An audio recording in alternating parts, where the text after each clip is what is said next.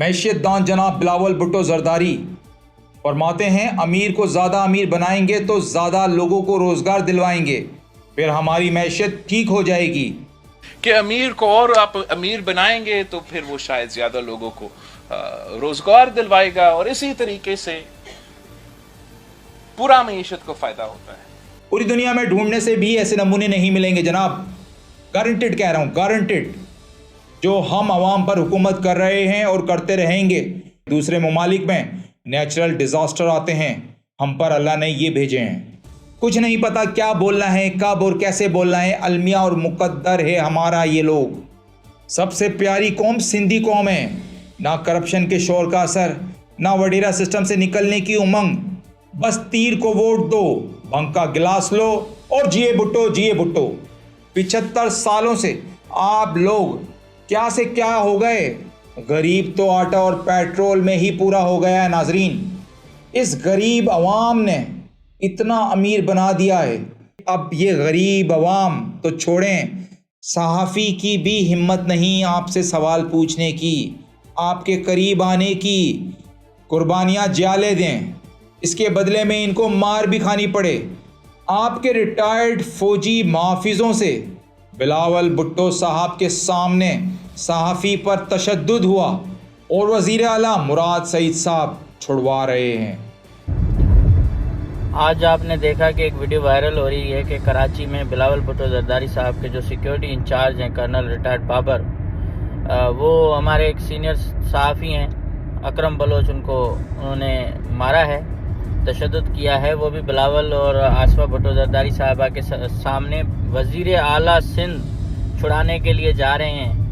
اور وزیر اعلیٰ سندھ کے سامنے یہ سب کچھ ہو رہا ہے، جو اس وقت چیف ایگزیکٹو ہیں صوبے کے، اور وزیر داخلہ کا قلمدان بھی ان کے پاس ہے۔ اس کے ساتھ جمیل سمرو بیٹھے ہوئے ہیں اور کھڑے ہیں۔ اس پر بلاول کو کسی قسم کی کوئی فکر نہیں ہے کہ ان کے سیکیورٹی والے کسی کو مار بھی دیں تو کوئی مسئلہ نہیں ہے۔ بے نظیر بھٹو صاحبہ جب تک زندہ تھی ان کی سیکیورٹی میں صرف اور صرف ان کے جیالے، کارکن اور جان نثار ہوتے تھے، کوئی ریٹائرڈ فوجی یا کوئی بھی ریٹائرڈ پیشہ ور اس طرح کا بندہ ان کی جان کی حفاظت کے لیے نہیں تھا، اور جانیں بھی کارکن دیتے ہیں، کوئی تنخواہ دار کرنل ریٹائرڈ نہیں دیتا۔ یہ انہوں نے ایک بڑی اپنی سیکیورٹی، جو ایک Z+ سیکیورٹی بنائی جاتی ہے جیسے انڈیا میں اداکاروں کو اور بڑی بڑی شخصیات کو ملتی ہیں، یہ وہ ایک شہنشاہت والا پروٹوکول حاصل کرنے کے لیے بلاول صاحب کی سیکیورٹی یہ سنبھال رہے ہیں، جبکہ اللہ نہ کرے کوئی ایسی مشکل حالت آئے گی تو یہ بندے سنبھال بھی نہیں پائیں گے۔